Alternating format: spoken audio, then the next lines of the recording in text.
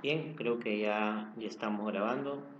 Eh, ¿Qué tal, chicos? Bueno, acá otra vez para poder impartir el conocimiento. A nombre de la institución educativa, el Señor es mi pastor.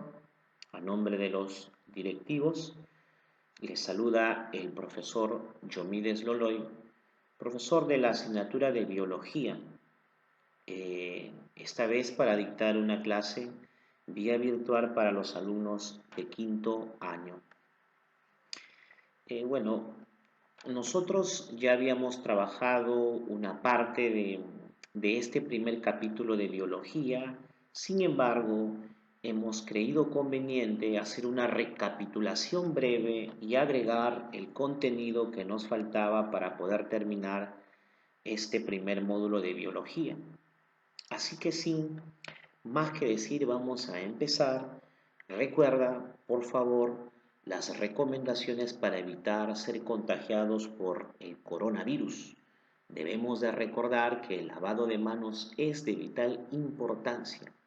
Debemos de recordar que cubrirnos nariz y boca es de vital importancia. Y si fuera posible, usar una lente para evitar el contagio por vía de conjuntiva ocular. Y además recuerda que debes de estar separado de otra persona mínimo 1,5 metros. Empecemos, chicos. Entonces estábamos desarrollando, recuerdo, el tejido epitelial. Habíamos hablado sobre las características del tejido epitelial. La primera característica era sobre el origen, ¿recuerdas? Se originaba a partir del ectodermo, a partir del mesodermo y a partir del endodermo, o sea, a partir de las tres hojas germinales. Perfecto, seguimos. Después nosotros habíamos mencionado que el tejido epitelial era un tejido avascularizado. ¿Qué significa avascularizado?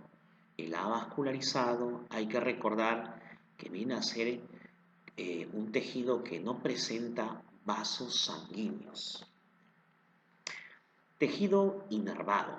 El tejido inervado, o se trata de un tejido inervado porque debemos de recordar que presenta terminaciones nerviosas. Terminaciones nerviosas en donde su inicio nervioso está ubicado a nivel del tejido conectivo.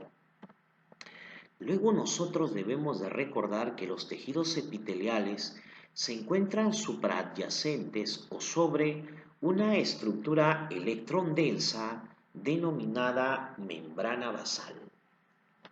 Recordemos que las células del tejido epitelial se encuentran muy juntas, por eso es que debemos de mencionar que las células se encuentran yuxtapuestas. La nutrición. El tejido epitelial, al no tener vasos sanguíneos, es decir, al ser un tejido avascularizado, pues no tiene, digamos, una nutrición autónoma. Por lo tanto, depende de otro tejido. Y es que su nutrición se da por difusión desde el tejido conectivo.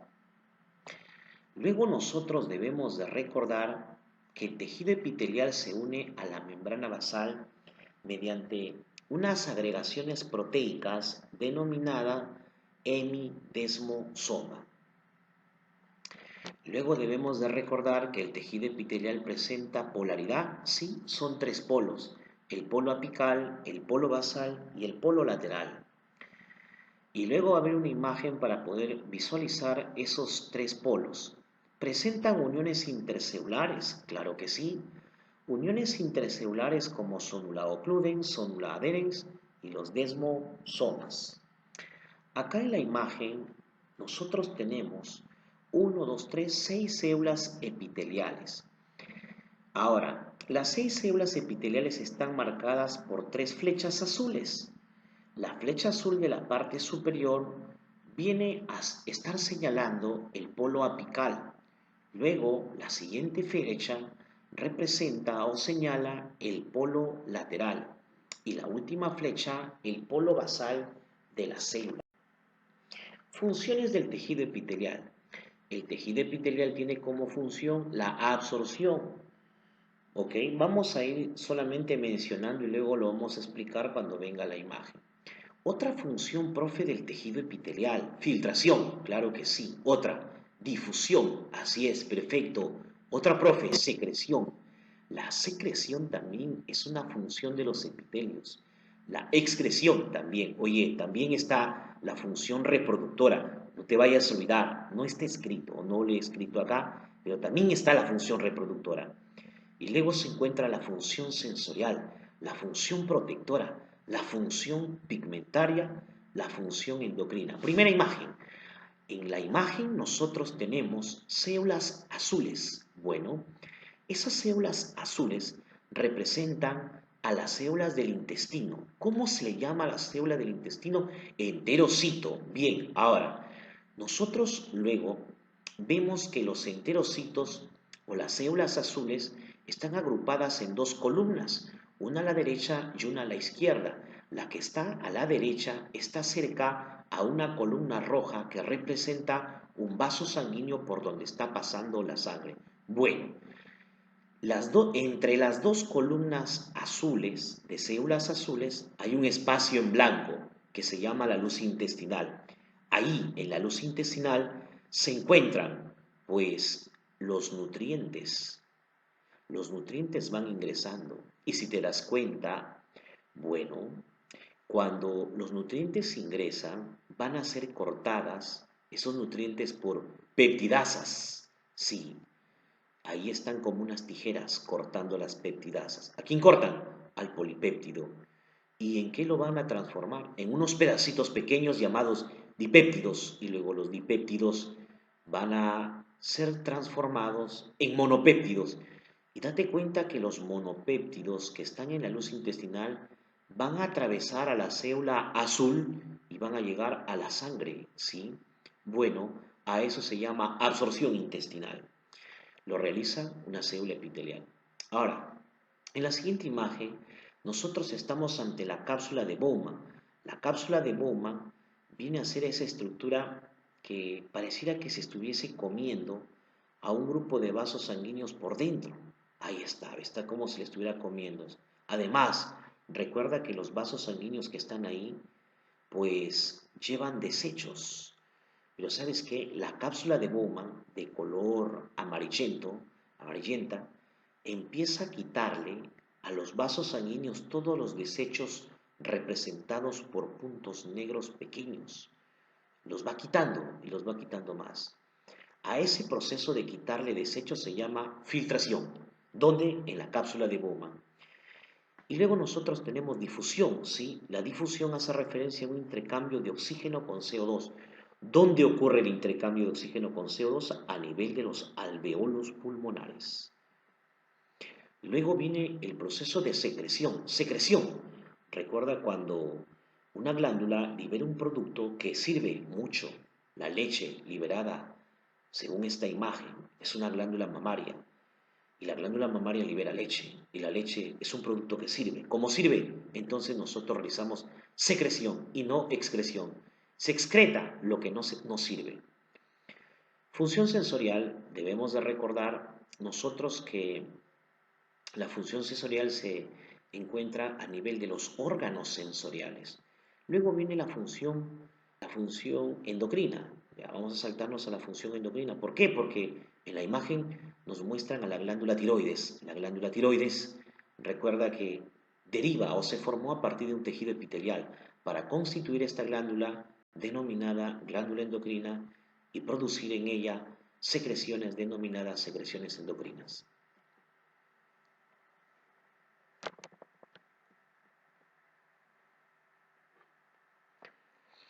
Por otro lado, nosotros tenemos ahí a una muestra de piel. En esa muestra de piel podemos tener nosotros ahí la explicación de la función sensorial, además la explicación de la función pigmentaria y la explicación de la función protectora.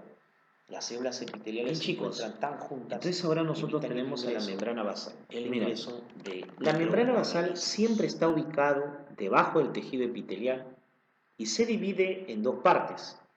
La primera parte se llama lámina basal El principal componente de la lámina basal es el colágeno de tipo 4 que está ubicado ahí en el punto C. El principal componente de la lámina basal se llama colágeno de tipo 6. Mientras que la otra lámina, llamada lámina fibroreticular, se caracteriza porque presenta el colágeno de tipo 3. No te olvides, el de tipo 4 en la lámina basal y en la lámina fibroreticular el de tipo 3. Si a nosotros nos preguntaran alguna vez en examen en dónde encontramos más moléculas de colágeno, respondemos en la lámina fibroreticular. Date cuenta que hay tres clases de colágenos, el de 3, el de 7 y el de 6, mientras que en la lámina basal encontramos solamente el colágeno de tipo 4. Acá nosotros tenemos acá una imagen bastante interesante donde nos muestran un dominio A, B y C. El dominio A viene a ser el dominio de las células epiteliales. Todo lo que está en esa porción se le conoce con el nombre de células epiteliales. En el dominio B tenemos a la membrana basal, perdón.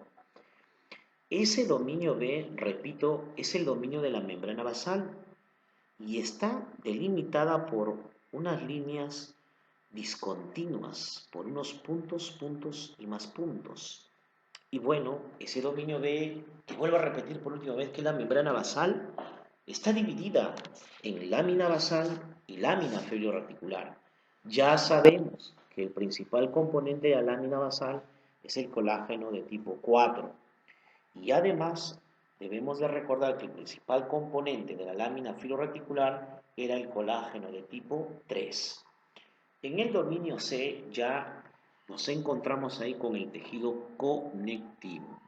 Ahora, quiero que te des cuenta que en, en ese punto de unión entre A y B, o sea, en la unión de las células epiteliales con la membrana basal, allí hay una proteína que se llama hemidesmosoma. ¿Qué hace? Permite la unión, repito, de las células epiteliales a su membrana basal.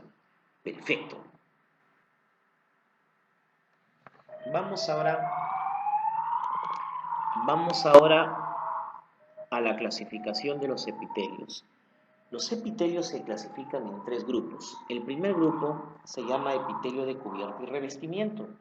El segundo grupo se le conoce con el nombre del epitelio glandular. El tercer grupo se le conoce con el nombre del epitelio sensorial.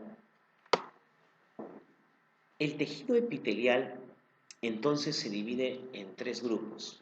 Vamos a trabajar con el primer grupo, el epitelio de cubierta y revestimiento. El epitelio de cubierta y revestimiento se divide, en primer lugar, según la cantidad de células que presente el tejido. Si el tejido presenta una sola capa de células, se le llama tejido epitelial simple. Si presentara más de una capa de células, se llamaría tejido epitelial poliestratificado. Ahora, el tejido epitelial simple se divide en plano cúbico y ceámbrico. Este tejido que está acá, esta imagen, nos representa a un tejido epitelial. Uno, porque está formado por una sola capa de células. Sus células son planas. Por eso se le conoce con el nombre de tejido epitelial simple plano. ¿Dónde lo encontramos? En los alveolos, lo encontramos también en la cápsula de Bowman, sí, es cierto. Lo encontramos también en el asa de Henle en su porción delgada. Lo encontramos en la membrana que recubre al corazón, denominado el pericardio, y también en la membrana que rodea al pulmón, que se llama pleura. En el endotelio, que es el epitelio de los vasos sanguíneos, también está a nivel del peritoneo, que es una membrana que se encuentra dentro del abdomen. En la cápsula de Gleason, que vendría a ser una membrana que rodea al... Ahora vamos al tejido epitelial simple cúbico.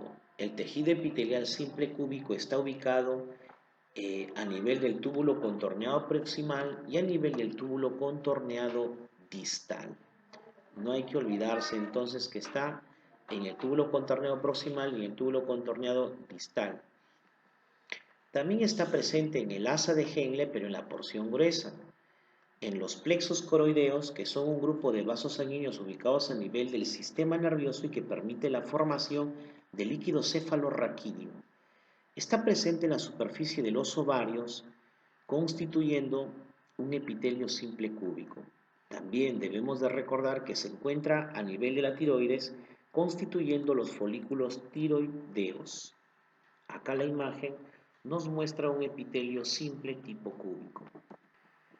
Luego tenemos el tejido epitelial simple cilíndrico que está en el intestino grueso, en el intestino delgado, también está en la vesícula biliar, también está en el estómago, y debemos de recordar que su función casi siempre va a ser la de absorción. Está presente también el túbulo colector. El túbulo colector, que es una estructura que recoge la orina que se ha formado en la nefrona. Aquí a túbulo le faltó la tilde. Muy bien, ahora, ¿en qué se diferencian los epitelios simples cilíndricos? Recordemos que en el intestino delgado hay presencia de microvellosidades, así como en la vesícula biliar hay presencia de microvellosidades, pero en el intestino grueso, estómago y túbulo colector no hay presencia de microvellosidades. Además, debemos de recordar que hay un epitelio simple cilíndrico que presenta cilios. Ese está ubicado a nivel de las trompas falopianas. Bien, aquí nosotros tenemos un epitelio simple cilíndrico. Bueno, acá en la imagen no se muestran las modificaciones, pero ya sabemos que las modificaciones son microvellosidades y cilios y se ubican sobre todo en el polo A. Tejido epitelial poliestratificado. Recuerda que se llama poliestratificado porque presenta más de una capa de células. Se dividen en planos, cúbicas y cilíndricas. A cúbico me faltó colocarle. Veamos, tejido epitelial poliestratificado de tipo plano. Ahí está su imagen. Eso que está ahí es un tejido epitelial poliestratificado de tipo plano. Poliestratificado porque tiene varias capas. Plano porque la capa más superficial está aplanada. Ahora, quiero que se den cuenta que ahí hay dos tipos de epitelios poliestratificados planos. En el de la derecha hay una cubierta de color naranja. Esa cubierta es una proteína que se llama queratina. Recuerda que la queratina es elaborada a nivel de los gránulos de querato y hialino, que son de alguna manera sintetizadas a nivel de una capa de la piel que se le conoce con el nombre de la capa granulosa de la epidermis. Muy bien. Ahora, ¿dónde encontramos este epitelio poliestratificado plano? En la boca, lo encontramos en el esófago, en el ano, en la vagina y también está en la piel. ¿Cuál es la diferencia entre los cuatro primeros y el último? En que el de la boca, el esófago, la vagina y el ano, recuerda, no presenta queratina, o sea que es el de la imagen de la derecha, mientras que la piel sí presenta queratina, así que es la imagen de la derecha. O perdón, no sé, me parece que me había equivocado, lo corrijo por si acaso. Obviamente estoy grabando en vivo y no puedo borrarlo. Decía yo que el epitelio de la boca, el esófago, la vagina y el ano es el epitelio que no presenta queratina, o sea, es la imagen de la izquierda. Y la piel sí presenta queratina, es la imagen de la derecha. Epitelio poliestratificado cúbico, ahí está. ¿Es poliestratificado? Claro, tiene más de una capa suficiente para que sea un poliestratificado. Recordemos, este poliestratificado está ubicado en las glándulas salivales, correcto. El folículo de Graf, que es el lugar donde se va a formar el ovocito secundario. Los túbulos seminíferos, ahí he puesto seminíferos, es seminíferos.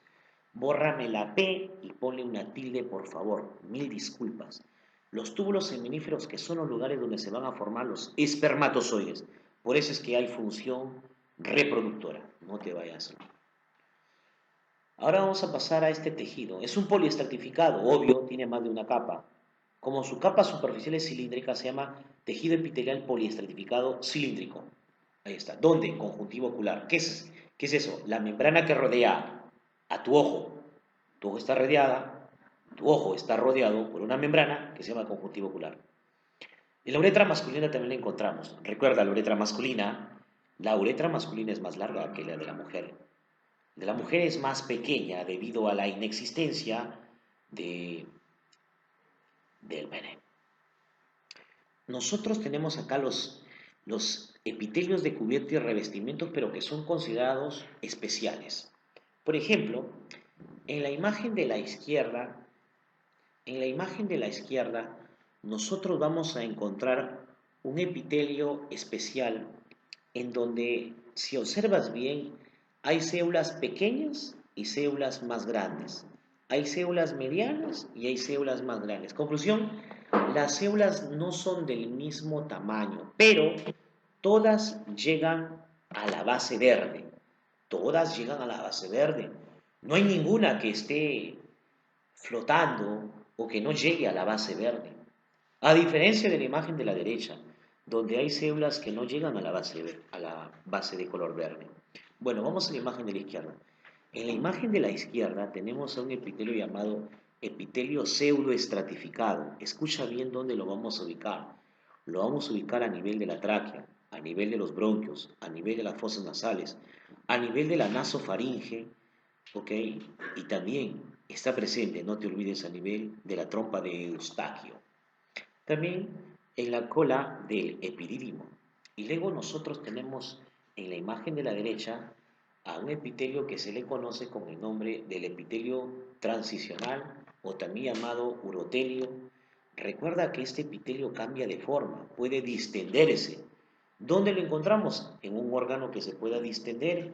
¿Cuál es ese órgano que se puede distender y que tiene epitelio polimórfico, urotelio o epitelio de transición? La vejiga, ¿sí? En la vejiga nosotros vamos a encontrar ese tipo de epitelio. El epitelio que está en la imagen de la mano derecha. ¿Cómo se llama? Urotelio. Anótalo bien. También se le puede llamar epitelio de transición o también se puede llamar epitelio polimórfico. Recuerda que este cambia de forma. La vejiga, cuando se llena con orina, cambia o permite el cambio, la presión permite el cambio de la forma de las células. Bien chicos, entonces la temática que nos faltaba. A ver, miren, bien. También es parte del módulo, vendría a ser la segunda forma de epitelio, que es el epitelio glandular. Recordemos que hay un tercer epitelio, que es el epitelio sensorial, pero ese epitelio se ve en lo que vendría a ser el sistema sensorial, que es un capítulo del tercer bimestre. A ver, vamos a ver chicos, miren, en la imagen nosotros, en la parte superior de esa imagen observamos células blancas y células crema, bueno, no sé cómo referenciar muy bien ese color, vamos a decirle crema, ¿ya? Entonces, ahí están las células blancas y las células cremas. Eh, Esas células cremas son células especiales, porque cuando se terminan de formar, ellas se van a agrupar y además van a empezar a cambiar de forma. Quiero que te des cuenta que a medida que yo avanzo de izquierda a derecha, empiezan a aparecer más células de color crema. Empecemos en la izquierda. ¿Ve? En la izquierda, ahí en la primera flechita, en la parte superior, aparecen dos células. Y luego aparecen cuatro células. Y otra vez, bueno, siguen cuatro células y después siguen cinco células. Eso significa que a medida que va pasando de izquierda a derecha, va cambiando de forma, ¿verdad? ¿Sí? A ver, vamos a la siguiente parte. En, en la siguiente parte, nosotros observamos que hay un grupo de células que están muy juntas y que en su porción superior se está generando un huequito. Claro. A ver, avancemos un poquito más a la derecha, pero a esa misma altura. ¿Ve? Ah, ¿qué está pasando? Hay células color crema que han empezado a crecer, pero debajo del nivel tisular, o sea, debajo del tejido epitelial, pero sin separarse de ella, aún mantienen contacto. Y si nosotros seguimos avanzando hacia la derecha, aumenta cada vez más la población de esas células epiteliales. Ahora, ¿qué va a pasar luego? Luego nosotros vamos a observar que en la parte central de esas células que se han ido hacia abajo, empieza a aparecer un hueco, ¿sí? Como si alguien hubiese agarrado el tejido epitelial, lo hubiese jalado y lo hubiese llevado hasta abajo. Y se genera ahí un hueco. Bueno, esa estructura se le conoce con el nombre de glándula exocrina. La glándula exocrina vendría a ser toda esa porción de células blancas y esa porción de células crema que se han ido hasta abajo. Las cremas van a formar la porción denominada adenómero y las blancas van a formar esa porción denominada conducto excretor. A veces esas células cremas se desprenden, se rompen, como si abandonaran a las blancas y van a generar pues una agrupación de puras células crema y luego van a colocarse como si estuvieran ellas jugando a la rondita y se llama eso glándula endocrina. ¿Ok? ¿Cómo se clasifica una glándula? Fácil, se clasifica por la presencia y por la ausencia del conducto excretor. Si tiene conducto excretor, ¿cómo se llama? Glándula exocrina. Si no tiene conducto excretor, ¿cómo se le llama? Glándula endocrina. Ahora esa glándula endocrina, ¿cómo la vas a clasificar? Según la cantidad de células. Algunas se llamarán unicelulares y las otras se llamarán multicelulares. Y si es que es una unicelular, entonces nosotros vamos a decir que pertenece al sistema neuroendocrino difuso. Pero si son multicelulares, eso significa que estos se han organizado tisularmente. ¿Y cómo se pueden organizar? En cordones, en folículos o en masas. En masas a nivel de la hipófisis. Estamos hablando de masas de células. Por ejemplo, la célula somatotrofa, la célula tirotrofa, la célula gonadotrofa, que secretan hormonas hipofisiarias. Si forman folículos, ¿dónde encontramos folículos? En la glándula tiroides, por ejemplo. Si son cordones, ¿dónde lo encontramos? En la glándula suprarrenal. ¿Ok? Ahora vamos a la parte de las glándulas exocrinas. Si es que es exocrina, ¿cómo se clasifican? Por el número de células. Algunas tendrán una sola célula y otras tendrán muchas células. ¿Cómo se llama la glándula exocrina que es unicelular? La única glándula exocrina que es unicelular, la célula caliciforme.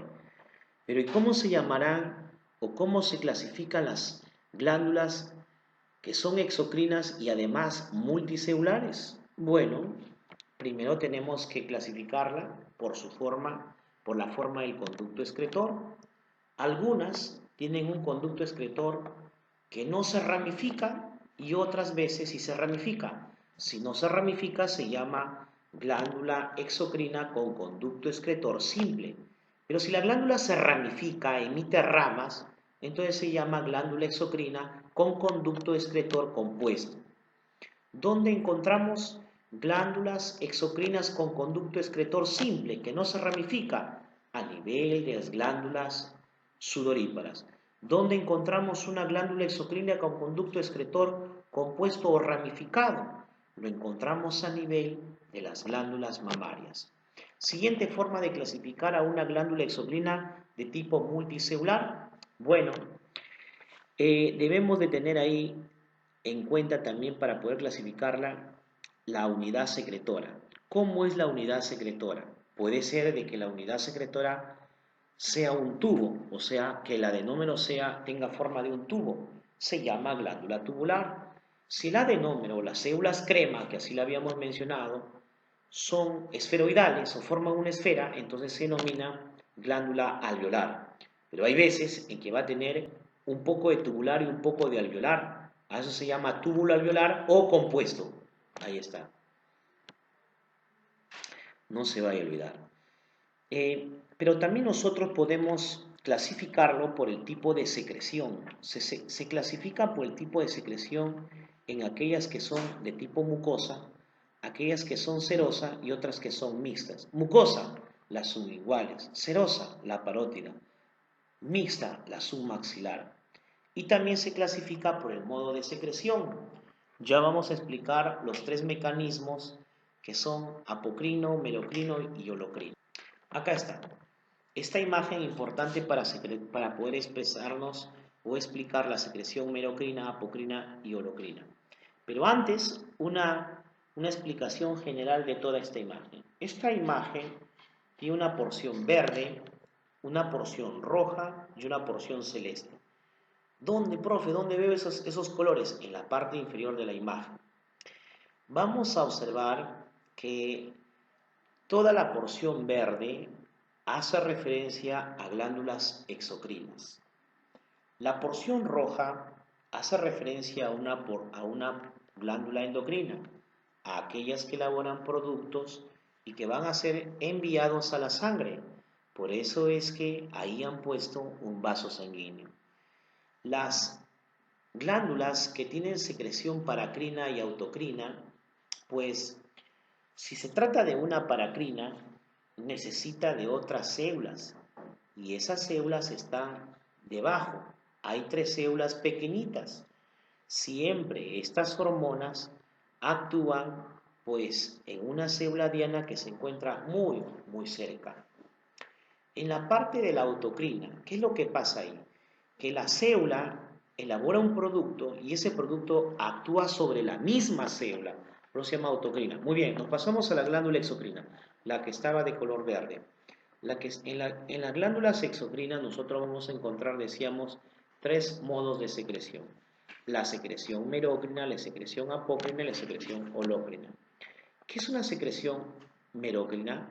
Es aquella donde las secreciones se elaboran dentro de unas vesículas.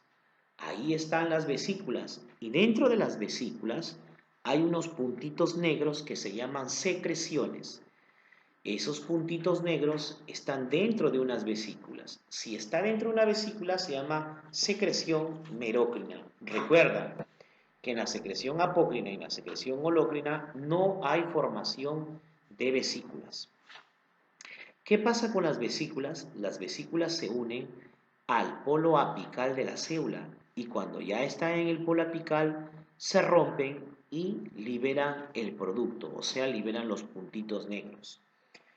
Recuerda que esta secreción apocrina lo encontramos a nivel de glándulas salivales. Ahora vamos a pasar a la secreción apocrina. La secreción apocrina en primer lugar lo encontramos a nivel de glándulas mamarias. No te olvides que en la secreción apocrina, recordemos que la secreción lo que va a hacer es formarse, pero no dentro de unas vesículas, sino fuera de las vesículas. Y cuando la secreción amarillenta, para este caso, va acercándose al polo apical, va empujando a la membrana, lo empuja y lo empuja más hasta que la membrana apical se rompe. A eso se llama secreción apócrina. ¿Dónde lo encontramos? En las glándulas mamarias. Secreción holócrina. En la secreción holócrina tampoco se forman vesículas, pero acá hay algo importantísimo. Para que se dé una secreción holócrina, la célula debe de morir. La célula ahí se está desprendiendo poco a poco. Bien, entonces ahora vamos a empezar con práctica de clase, preguntas de clase que las voy a desarrollar. La primera pregunta dice, menciona cuál de las siguientes alternativas no se relaciona con las características o las funciones del tejido epitelial. A ver, la clave A, los hemidesmosomas sirven de anclaje o de unión de los epitelios a su membrana basal, eso es correcto. La queratina está ubicada en posición apical, eso también es correcto, está ubicado a nivel de la piel. Los espermatogonios, que vienen a ser las células que van a formar en el futuro espermatozoides, forman el epitelio germinativo, eso es correcto. ¿Y dónde está ubicado este epitelio germinativo? En los túbulos seminíferos de los testículos. D. Algunas células del tejido conectivo, como las células presentadoras de antígeno o también llamadas células del de Langerhans se colocan entre células epiteliales? Sí, eso es correcto. La E, derivan del ectodermo y del mesodermo solamente, no derivan solamente de los dos, sino que deriva de las tres hojas germinales que son ectodermo, mesodermo y endodermo. La clave sería entonces la E. La 2. En la vejiga podemos encontrar qué tipo de tejido epitelial. Podemos encontrar en la vejiga un epitelio que cambia de forma denominado urotelio, o también llamado epitelio polimorfo, o también llamado epitelio de transición. Entonces las claves serían E y B. Vamos a la siguiente. 3. El tejido epitelial en el intestino delgado se caracteriza por su capacidad absortiva. ¿Cuál es ese tipo de epitelio? De hecho, el epitelio en el intestino es un epitelio simple, no puede ser estratificado. Con ello anulamos la clave D y la clave E. Luego nosotros mencionamos que es un epitelio simple de tipo cilíndrico y además presenta microvellosidades. Así que la respuesta sería la alternativa B. Siguiente pregunta. El tejido que reviste los bronquios, no solamente los bronquios, sino también la tráquea y también la rino o nasofaringe. Este tipo de epitelio se le conoce con el nombre de epitelio pseudoestratificado. Alternativa, la D de dado. Siguiente. Las glándulas mamarias según la manera como excretan sus secreciones. Recordemos que las glándulas mamarias, si lo analizamos o clasificamos a la glándula mamaria según el tipo de adenómero, es una túbulo alveolar. Si lo clasificamos por su tipo de conducto excretor, viene a ser una glándula ramificada. Y si es que lo clasificamos por su modo de secreción o por su manera de secreción, decimos que es de secreción apócrina. Recordemos que la secreción holócrina es de las glándulas sebáceas y la secreción merócrina de las glándulas salivales. Así que acá la clave es la B, B de bueno. Siguiente. Según el origen embrionario de los tejidos, marca la proposición que es incorrecta. A ver, ¿qué tenemos? Vamos a buscar la incorrecta. El tejido epitelial deriva del endodermo. El tejido conectivo deriva del mesodermo. El tejido nervioso deriva del ectodermo y mesodermo. El tejido muscular deriva del endodermo. El tejido epitelial deriva de las tres hojas germinales. Cuidado, vayas a marcar la alternativa C. ¿Ok?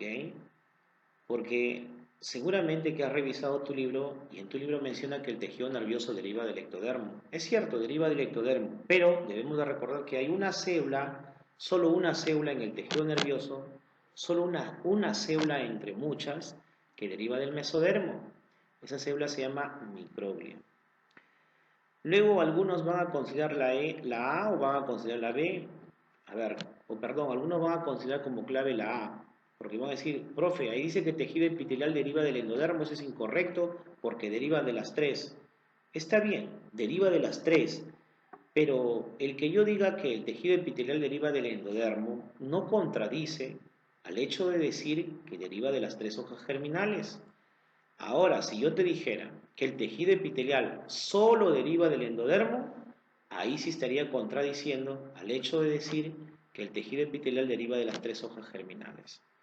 Así que la A, la B, la C y también la E es correcta. La alternativa incorrecta es la D, porque el tejido muscular deriva del mesodermo. Clave dado. Célula de las siguientes estructuras que no posee epitelio simple. A ver, la palma de la mano, el ovario, folículo, estómago, tráquea. ¿Quiénes son epitelio simple? La tráquea es simple porque es un simple pseudoestratificado. El estómago es un simple cilíndrico sin microvellosidades.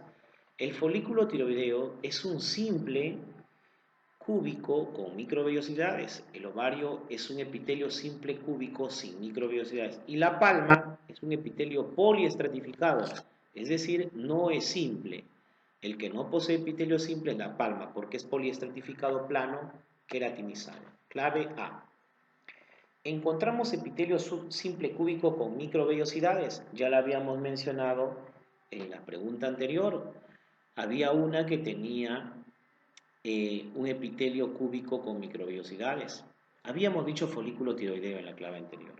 Bueno, acá nos están preguntando por él. Encontramos epitelio simple cúbico con microvellosidades. La respuesta tiene que ser folículo tiroideo. Bueno, felizmente encontramos ahí la alternativa E, ninguna. En unas estructuras no encontramos epitelio simple plano. El epitelio simple plano está en los alveolos, en el endotelio, en el mesotelio, en la cápsula de Bowman. Donde no las hay es en el folículo tiroideo porque es un epitelio cúbico con microvellosidades, simple cúbico con microvellosidades. Clave E. Bien chicos, ahora su tarea es resolver las preguntas del módulo, que van a ser las preguntas desde la 11 hasta la 25. Por favor, las claves de esas preguntas, copiarlas en un papel o tipearlas y luego enviármelas a mi WhatsApp, que es 988893839. Cuídense chicos.